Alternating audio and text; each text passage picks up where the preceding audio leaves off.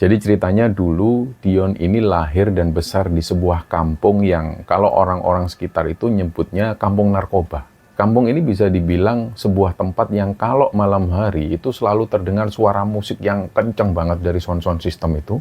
Dan orang-orang mabuk ini di mana-mana. Nah, Dion sendiri mengakui dia memang tetap bergaul dengan tetangga-tetangga yang ada di sana. Dan waktu itu Dion masih punya beberapa teman sebaya di kampung juga. Tapi orang tuanya ini selalu mewanti-wanti.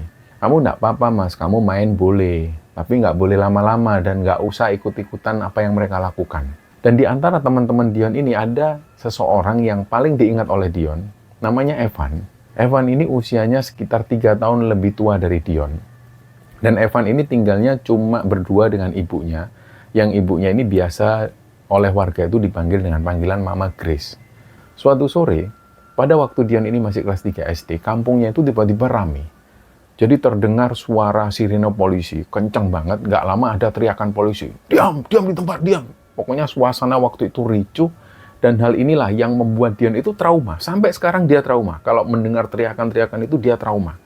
Nah, waktu itu polisi langsung menggerebek beberapa rumah yang dicurigai jadi tempat judi dan juga transaksi narkoba. Salah satunya ini ternyata adalah rumahnya Mama Grace dan juga Evan itu.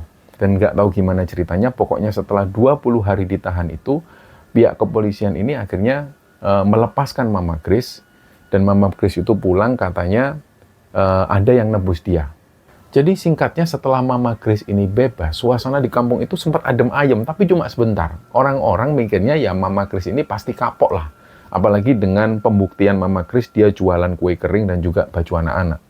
Di situ ada Mama Grace dan Evan, ini benar-benar ditangkap polisi.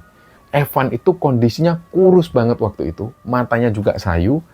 Dan terakhir kali Dion ini ngelihat Evan, ya kelas 3 SD kemungkinan. Wajah mereka itu kusem. Terlihat lebih tua dari usia aslinya. Jadi di situ orang-orang ini bisik-bisik. Mama Grace ketangkep lagi, Mama Grace ketangkep lagi. Dan singkatnya setelah penggerebekan itu, muncul selentingan cerita dari mulut ke mulut. Awalnya cuma beberapa orang yang dengar. Nggak lama Dion dan teman-teman ini juga ikut mendengar dari pemilik studio, Mas Arman itu. Mas Arman ini juga cerita juga. Dan orang-orang juga bilang bahwa Evan dan Mama Grace ini itu bukan cuma pemakai narkoba.